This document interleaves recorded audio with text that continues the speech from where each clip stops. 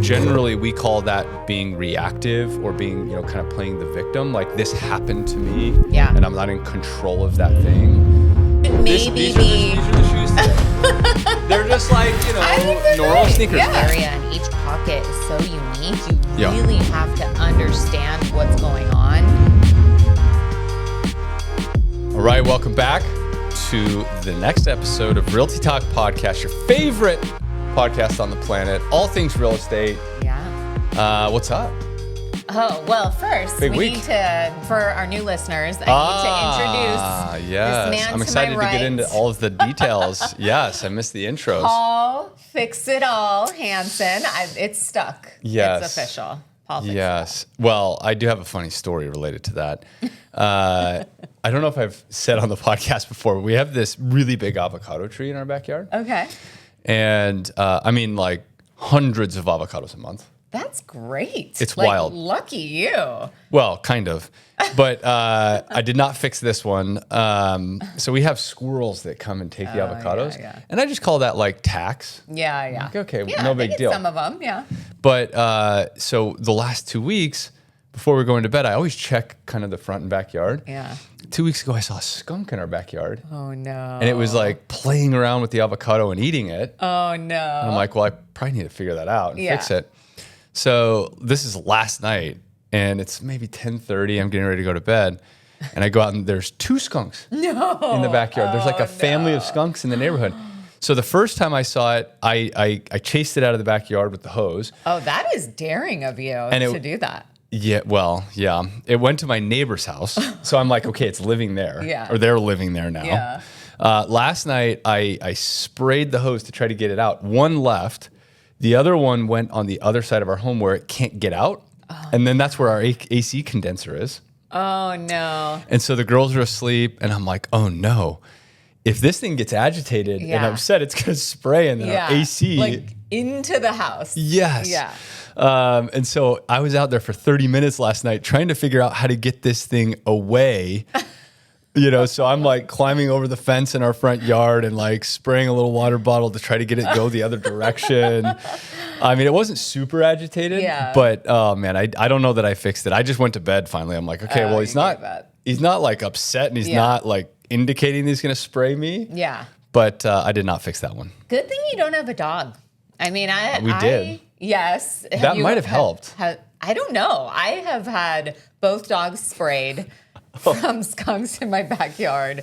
And that scent, like it's bad. It was like my dog was sweating skunk. Yeah. For like, it didn't matter what I did. Did you do a tomato bath? I tried it all. Yeah. Tomato. Yeah. I like called someone to come out. It was like a whole thing. And it's brutal. But it was like months where my dog, like, I was like, it's him. It's like in his body forever. So. And we own a pest control company. That's when I went to bed, Rachel was like, my wife, if you don't know, she's like, you own a pest control company. Why are you out there messing around with this thing? I'm like, yeah, that's like, true. How is this a Fair thing? enough. Yeah. But okay. Yeah, sorry, we got sidetracked there. Yeah, so you felt like you did not fix it. I don't, it didn't get in the air conditioning, and it did not. We're living to see another day skunk-free. So. Yes, I don't smell. Yes, exactly. So the other part of the introduction is the queen of the closing table. Yeah. Suzanne Sini. Sorry, I missed that part. Yeah, I don't have any fun stories like that. I've got nothing. So well, you close so many deals all the time that it's kind of boring to go back towards it. Yeah, by all these deals. Well, on that note, I think we can talk about the market a little bit. Yeah, it's been some news came out about data across the country, and it kind of reflects what we've been feeling internally a little bit. So 35% of the United States, the major markets, out of 150 markets that are measured by this specific report, 35% of those markets were down year over year. Okay. So, we've all kind of known, Texas, for example, Florida, lots of inventory coming on. I think about market, there's kind of in single family real estate, there's 3 things that kind of determine whether a market's healthy or not. Mm-hmm. There's inventory, there's the pricing, right? And then demand, right? Demand of buyers. And in those markets, there's a lot of inventory. Prices have risen aggressively over the last 4 or 5 years. Yeah. And then demand is down. So you're starting to see those values pull back. But in markets like California, I mean, we have one of those three things, kind of increasing, but the others are pretty stable. Yeah. So, SoCal at the moment, at least from our perspective, is, there's still demand. Values, they don't appear to be going down aggressively. They're kind of flat. Right. And in Orange County specifically, there's 5,000 homes listed as of today, or it's like 5,107. Yeah. In 2017, 2007, there were 14,000 houses listed. Wow. And then in 2019, I believe it was like 4,000. And so we're up, call it 40-ish% or something, but down as a whole. Yeah. Year over year, I think you said it was 4% lower. Yeah. Yeah. Yeah. So it's, it's kind of interesting. And I guess what I'm feeling is there's still these micro pockets, so coastal, call it a mile or two from the water, is still pretty strong depending on the price point. We just put a deal into escrow today that was a really unique deal in San Diego County. We brought it back to market on Friday, 3 offers at ask or higher. Yeah.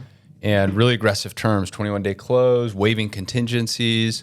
Yeah. So there's still these little small pockets where there's no inventory, there's still buyer demand, and if you price it properly, you're getting a pretty dang good number. Yeah. I mean, we'll end up getting, it's a smaller transaction. So I think when we bought this, we thought we would sell it for $580,000. And we're going to open escrow at $615,000, and we brought it back to market where we thought we would trade. Yeah. So to see that kind of interest is really bizarre. Yeah, it's really as you said, each area and each pocket is so unique. You really have to understand what's going on, where each property is, and I think there's been a few head scratchers, but for the most part, it's we understand why things are moving and why things aren't moving. So if it is a really great pocket that we're seing things fly, and a property's not flying, we know why. You know, there's something else going on with that. Yeah. But yeah, it's really interesting because there's situations like that, and then there's situations where it's a mile down the road or 2 miles down the road, and it's completely different. Yeah, we had a listing, in kind of South Bay, and it was really unique. There's not a lot of inventory. Pricing, moved aggressively. We felt very confident about taking that back where we did to market. And I think in that scenario, it was expensive. It's, $3-4 million house. So there's few buyers that can afford to do that. And, I think we missed the market on that one by maybe a month. Yeah. Because there were 2 transactions that traded 30 days before we came to market that set our perspective of what that should trade for. Yeah. And I think those were just the 2 buyers for a period of time. Yeah. In that specific little area. I mean, it was kind of unique in the South Bay where it's, not right on the water, but it's not, you're maybe a 10-minute walk from the water. And it did have a pool. So there were some, 2 stories. So some families didn't love it. Right. So there's this narrow buyer pool. Right. And I think we just missed it on that one. But there's definitely some pockets that are really confusing at the moment. Yeah. Yeah. And then I think, as far as interest rates go, so there have been some recent developments with the jobs report was released for July. And that was a little controversial. So, the initial data says, kind of not great. Yeah. Right. Which a lot of economists would think, it's probably tied to the tariffs that are going in. But the controversy centered around that report comes out, and then our president fires the person the next day. He didn't like that report at all. No. He didn't like the data. No, he claimed. Although I don't think that she necessarily has anything to do with that data. It was delivered, right? Like, as far as the data was delivered to her, and then. Yeah, my understanding of that is, and again, this is full disclosure. We're not politicians. We're not experts. But I think my understanding of it is that, she receives the numbers. I believe she did make an adjustment to the previous report. And then, she proceeds. And then, our president's statement was she's a liberal Harris supporter, which is why she's produced this report. So she's fired. But one of Trump's statisticians, or guys that was overseeing statistics in the past, kind of validated that she doesn't go and produce it. It's just she gets the data and publishes. Right. So it's kind of a confusing one, head scratcher. But I don't actually. I mean, we're coming up on midterms. Yeah. Like they got to look good. Yeah. So he's just aggressive. Yeah, and the reason why I think it's even relevant to this conversation is, had the Fed seen that report before they made, their decisions about interest rates, I think that would have been a different story. So, at least that's the thought, because it wasn't looking great. So, and there were two people in that meeting that disagreed with holding firm, right, on the interest rates. So the July report, or the July decision, is hold rates where they're at. Right. Two of those people in that meeting said, hey, we kind of disagree. It should be a quarter or half a point. Yeah. So I don't know. We're coming up in September on another meeting. We'll see what happens. Yeah. I think we think, it's realistic that there will be a slight decrease. But hopefully, with that said, what we've talked about before is, that doesn't always indicate what's happening with interest rates direct to the consumer, because a lot of that is done by banks. So I think it's really interesting that in 2023, rates hit 8%, and really interest rates hit 8%, but really consumers are now seeing rates at 6%, and the Fed hasn't really dropped since then. So that's really the banks manipulating that rate. So, it's not always just hand in hand and completely related. The banks really do control a lot of that. And I think, often consumers aren't thinking that way. They hear Fed interest rate, okay, great, rates are going down. And, it does kind of follow that pattern. But, we've seen a pretty significant decrease from where they were in 2023. Yeah, the 10-year treasury today is at 4.2%, I believe, as of this morning. A 30-year fixed mortgage typically pivots from the 10-year treasury by 175 basis points. That's kind of the average over the last 50 years. And so, rates should be somewhere in that range, call it. Anytime we see 30-year fixed mortgages well above that 175 basis points from where the 10-year is at, it's generally because the buyers of a mortgage-backed security believe that something's going to change in the near future, and so they need additional spread to make that investment make sense. Right. So if you're an investor buying mortgage-backed securities and you think, hey, interest rates are going to come down in 6 months, any loan you buy today is going to get refied, and your yield is going to go down aggressively, and so you price up, the current book that you're buying. So it's kind of interesting. We have now seen 3 years with rates over 6%. Right. So I remember 3 years ago, people saying, oh, rates are going to be crashing down and everything's going to be good in a year. I'm going to wait for rates to come down before I buy. But values have not come down. And so if you are one of those people listening that waited to buy or to enter the market as a buyer, you've now lost 3 years of appreciation. Right. And we have seen some appreciation during that 3 year window. Yeah. In some of the pockets of Southern California, it's actually been pretty significant, like in San Diego County. Yeah. So I guess my point of saying all that is, like, if you need or want to buy, you can't wait. Yeah.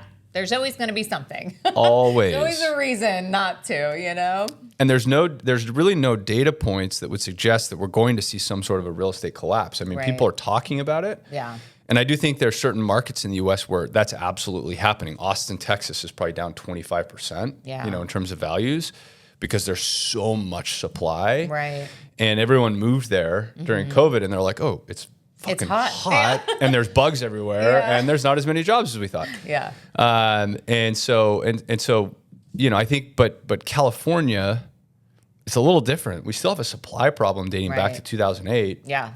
It's really not getting any better. Yeah. And so I think if you're gonna buy, it's don't wait. Yeah. Date the rate. Yeah, definitely. Not the house. Okay, with that, I think we have to jump into Homes Gone Wild. So let's do it. If for our listeners, if it's your first time here, we love real estate stories. We tap into our audience and our network, and we get stories submitted to us. Yes. And Paul Fix-It-All Hansen is our designated reader for these stories. He doesn't see them before, so we get full reactions. So if you're listening and not watching, my reactions have been known to be somewhat funny, I guess. Okay, so on this week's little series of Homes Gone Wild, we have a story submitted. The other thing I guess we mentioned, we don't know who submitted this. Yeah. That might be interesting to add in the future. Okay, here we go. I had a buyer who was obsessed with good bones and insisted on inspecting everything personally, including the crawl space. So we're at this 1960s ranch-style fixer, and he turns to me and says, "Would you mind checking under the house?" I'm wearing white jeans. I laughed, assuming he was joking. He wasn't. 10 minutes later, I'm on my hands and knees with a flashlight crawling under this house like I'm on a special ops mission. You wouldn't be wearing white pants if you're on a special ops mission. It's dark, dusty, and I'm 99% sure something just moved near my foot. Oh, this is going to be great. It was probably a skunk. As I'm trying to back out, my jacket catches on a nail. I panic, twist the wrong way, and wedge my shoulder against the beam. Now I'm stuck, like full body stuck. I can hear my client above me yelling, "Do you see any signs of moisture damage?" And I'm like, "I see my life flashing before my eyes, Tom." Tom, the buyer. Eventually, the listing agent had to come outside, get on the ground, and guide me out like I was giving birth to myself. My hair was full of cobwebs. I lost a shoe and still showed the next house like nothing happened. Did you do it with one shoe? Oh, wow. My client didn't end up buying that one. Bad vibes. But at least I know the foundation was solid because I literally became part of it. That is a good one. I have a lot of questions. So did you actually close a deal with that client? Because if you didn't, that would be upsetting. They owe you. Yeah, they owe you a new shoe. Something. Yeah, a new shoe. And did they do I'm assuming, well, I don't know if it's a male or a female, but, hair and the cobwebs. Yeah, I'm feeling like this is female. So did she get the other shoe back? And did she go to the next listing without a shoe? I will say good real estate agents keep spare shoes in their car because I always have to have heels and tennis shoes. You never know what you're showing up for, like heels and flats. Yeah. Yeah. So maybe she was one of those agents. Yeah, shoes are a major problem in the real estate world. I mean, as an investor, I get to walk a lot of properties. Yeah, I know you've judged me a couple times. Like you come with heels, yeah. Yeah. And it's like a near-death experience as well, like going up the stairs on this property that you're fixing. And so I have a deal with Agent F, who some of you may know, and if you don't know him, go back and listen to that episode. But I won't put him on blast too much, but he has been known to criticize my shoe game. He thinks that my shoes are not on point. And you know what? The listeners never get to see your shoes. You know? I don't think they're bad. I wear sneakers. There should maybe these are the shoes today. They're just like, normal sneakers. Yeah. But the problem is I will wear these to the office or to any house. So I'll go through shoes in like 2 months. Yeah. Or I should replace them in 2 months. I'll wear them for like a year. Yeah. Yeah. So they'll have like paint on them, and Agent F thinks I've got to judged. Step it up. Yeah. Agent F. Yeah. But, in his defense, he has offered his assistance for helping you get shoes too. We have a deal. So every house that he sells for us that goes above our initial anticipated underwriting, we go and buy a pair of shoes together. I buy them, he picks them. Yeah. And we both get a pair. I mean, win-win. Win. In fairness, the last shoes that he picked, I've never worn. Overdue. Yeah. Overdue. Okay. Oh, man. So, with the market being in the state it's in, with obviously, jobs, I feel, even around me, and we're here in Orange County where, we talk about a bubble and there's a lot of wealth here. Yep. But I think it doesn't really matter what level you're at in a tough economy, like, you're feeling the stress. If anything, there's an argument where, more wealth, more stress, more money, more problems, right? But so I wanted to talk a little bit because I was reflecting on when we first started Innovate. We've never talked about this before, but we had one day where we were driving all day. We were dealing with issues. We ended up going to LA. We were walking properties. And I remember saying at the end of the day, I was like, now I have to like go home and cook dinner.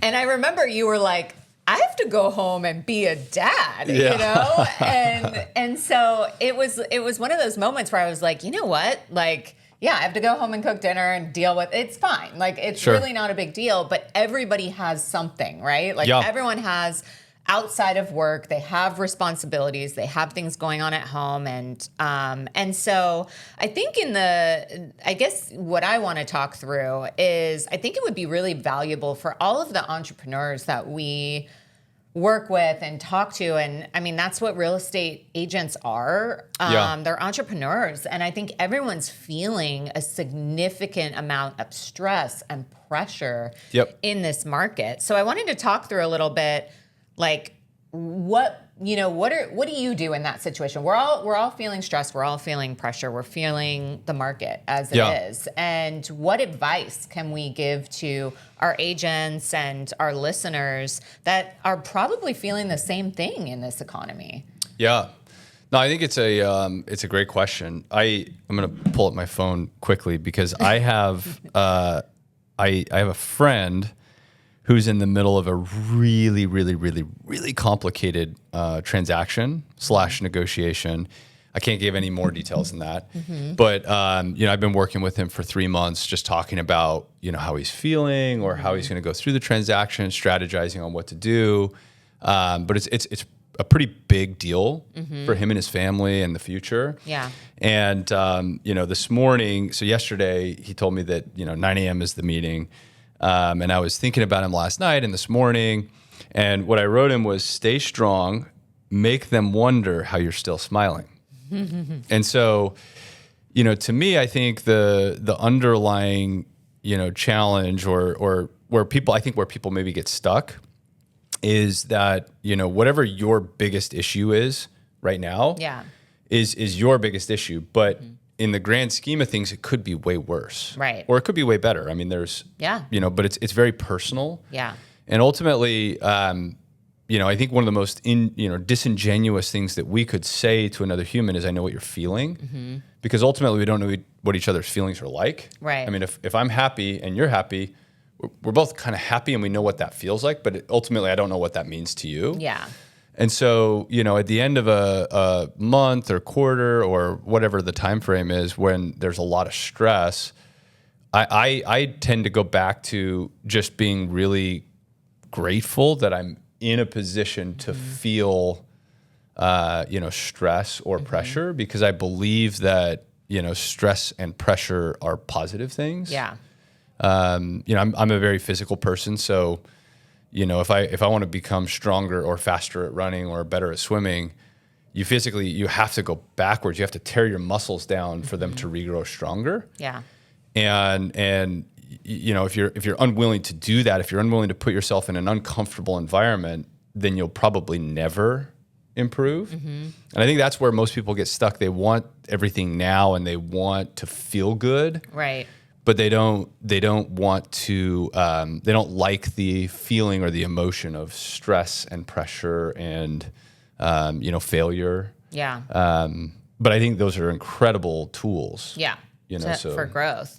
Yeah. I mean, I think that there are always two ways of looking at what you're going through, you know, and I've noticed that, and not just us, but I think the people that I come into contact with that are not fake positive, because I feel like that's totally different. Like, you can't just pretend like, nothing's going on. But I think if you can pull the positives from the struggle or from the process, those are the people that I see rising to the top, because it's not just the experience that you're going through in that moment. It's what am I learning from it?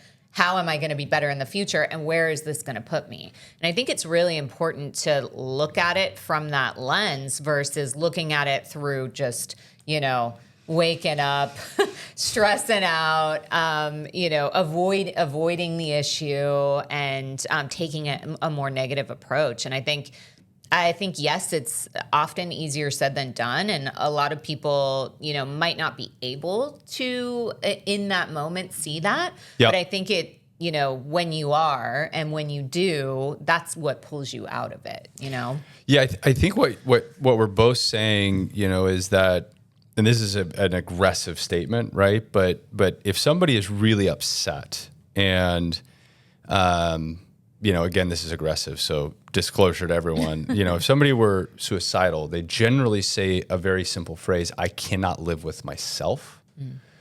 By definition, what they've just defined is that they and I, like myself and I, are two different people. Mm. So they don't actually view themselves as one entity. Right. And so generally we call that being reactive or being, kind of playing the victim. Like, this happened to me, and I'm not in control of that thing. Mm-hmm. And, I've worked with a lot of, business coaches or, just I want to improve on a daily basis. Mm-hmm. And I think there's a simple question that you can ask yourself when you're feeling those things. And it's, what am I feeling and why am I feeling it? Mm-hmm. So if I'm feeling stress, right? I got to make payroll, or, I have investors that need money back, or whatever this issue is. Right. Okay, but why am I feeling it? And then, ultimately, if you're honest with yourself, it probably won't be the first thing you think of. You might have to ask that question 10 or 15 times to ultimately, get the answer. Like, I'm feeling stressed because if I don't perform or take action and do this thing, then I might lose everything. Mm-hmm.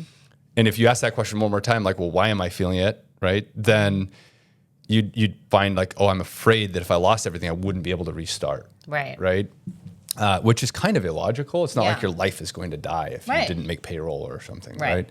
And so, to me, it's really more about being present and just saying, okay, I can take action. Mm-hmm. Here are the actions that I can take to improve the outcome. Yeah.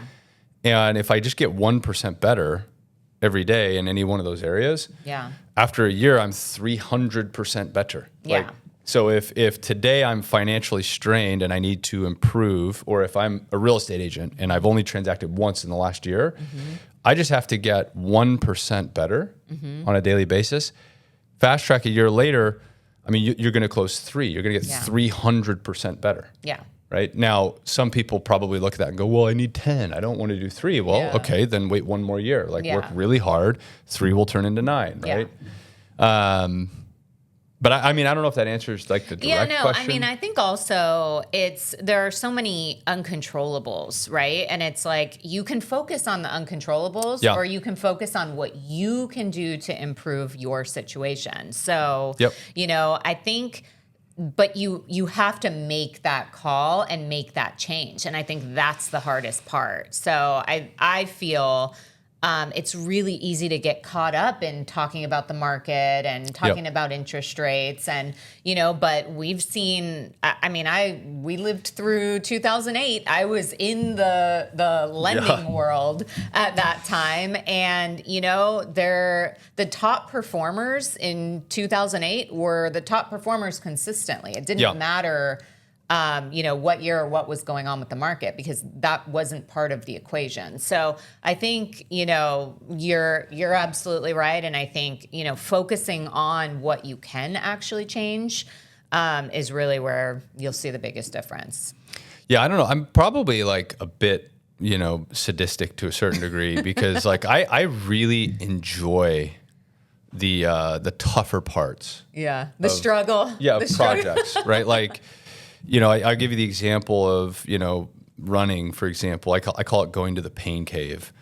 So I've run, marathons all the way up to 100 miles on trail. And, this one specific trail run I did in the McDowell Mountain Park, just outside of Phoenix, northeast Phoenix. Mm-hmm. It was 100 degrees and it's 100 miles. And the goal is to do it in one day. Oh, yeah, that's torture. And I remember being 60, 70 miles into it. And not in this environment, all the details, we'll but it's like, I was in really bad shape, like extremely dehydrated. And I had a purpose, in that specific race, but in the moment I remember it kind of sucking. But when I look back at it now, I'm like, oh my God, what a beautiful experience. Yeah. It made me so much stronger being able to kind of push through and then finish the race and do it under the, the goal time of 24 hours. I look back on it and I can take that with me into any of these other environments, because what I felt was stress and pressure, and I wanted to quit because it was hard. Yeah. And knowing that I was able to accomplish that puts me in a position as an entrepreneur to look at the, kind of the situation. Like today we're running 4 or 5 different businesses. On any given day, one of those is going to have a major problem. Yeah, there's a fire. 100%. And so the way I come into that fire, if I'm like, God damn, I do not want to solve this one. Right. Or if I go in going, wow, this is an opportunity. Yeah. And I'm going to learn something. And, and don't cast judgment to why the issue is there. Just ask a lot of questions and then find the solution and then just get 1% better and keep moving forward. I always come out the other side in like a really positive situation. Right. But I don't know that I would know that without going through intentional, strain. Right. So, if I were to recommend anything to anybody, I would go find a way to be uncomfortable. Yeah. So like if you're uncomfortable in your business, go and add one other thing to be uncomfortable in, whether that's a workout in the morning or a goal to read a specific number of books but push yourself to a place where it doesn't feel normal. Right. And even if you fail, continue pushing. Right. Because everything else you deal with on a daily basis will be insignificant. Yeah. It'll be easy. Yeah. I think so. Yeah. Cool. Okay. Well, I love it. I hope that our listeners, if they're feeling away, maybe we can provide them with a light at the end of the tunnel. Yeah. But let's go run 100 miles together. Yeah. You are on your own. Yeah. On that one. But okay. Well, with that, I think we're going to wrap up today. Anything else? Any last? Well, we can't forget about our Rate That Listing segment. We can't, but we were going to close do it at the end. And then do it. Yeah. Got it. We'll leave that in the podcast. Yeah. Totally. Yeah. No, nothing on my side. I guess, how are you feeling? Now, because we're both, like I said, we're both in the heat of building big businesses, and there's a lot of, exciting opportunity ahead of us, I guess is the way I would explain it. Yeah. So how are you on a daily basis kind of thinking through all those dynamics? Because it's not easy. Yeah, no, I think there's a lot of moving parts for our businesses right now. And I think, it for us, it all comes down to the same thing that we always talk about, which is people. Yeah. Because where I struggle is, in my mind, I have it set and I am an executor. Like I am not one to overthink something. I have a direction. I have something in my head and something I want to do.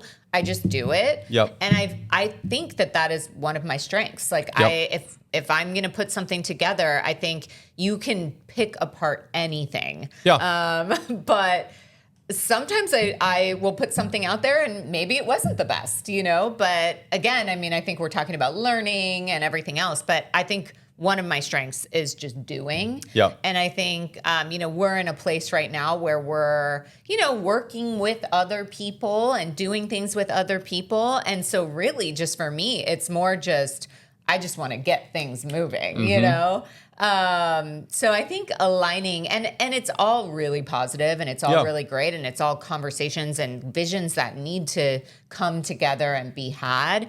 But I'm just anxious, I guess, to move things forward, because when I get excited about something, I do just want to, spearhead and go do it. And I think at Innovate, we have really exciting things happening on the tech side and things that we're just really, really excited to get to market, because I think, again, I think we always say it. We've talked about it probably the past few years. When the market's slow, what do you do? What are you working on? Are you making your business better? Because now you have the time to make the business a little better, So I think we've been working on making the business better. And it's awesome. And I think, long term, that's going to be really, really great. And I wake up excited to do that.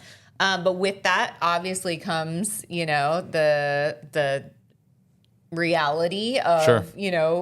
each day and the challenges that come up each day. But again, I mean, I think just focusing on what is coming, I think, that's what really motivates me and drives me and gets me through. That's awesome. Yeah. Yeah. I mean, getting back to real estate, there's 5,000 houses listed in Orange County. Yeah. Right?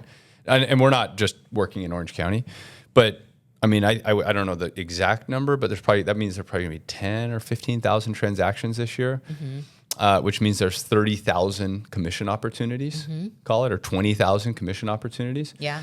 And so if you're an agent listening to this podcast in Orange County and you're kind of poo-poo going, oh man, what do I do? You've got a lot of time. If you don't have a transaction you're working on, go find a way to get, a couple of those. I mean, that's 10,000 or 20,000, transactions. That's a big number. Yeah.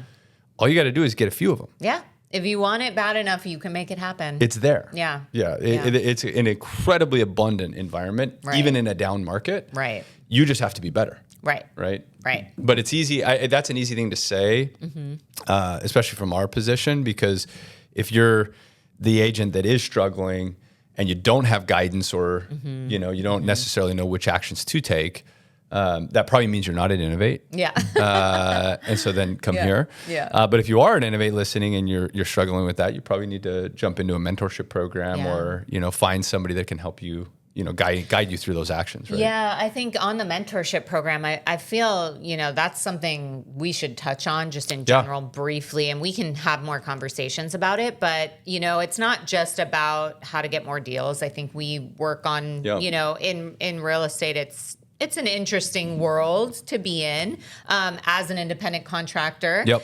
And we have seen really, really great results with our mentorship program that's out there, where agents that have never transacted are now transacting. It's huge. Again, it just comes down to what, if you want it, it's there. And you just have to take advantage of your tools and resources. So.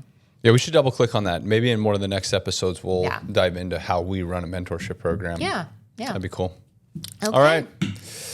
That's it for the week. All right. So thank you for tuning in and listening. If you only listened and you didn't watch, then you missed my shoes and all of our facial expressions. But please check us out on YouTube, on Instagram, Spotify.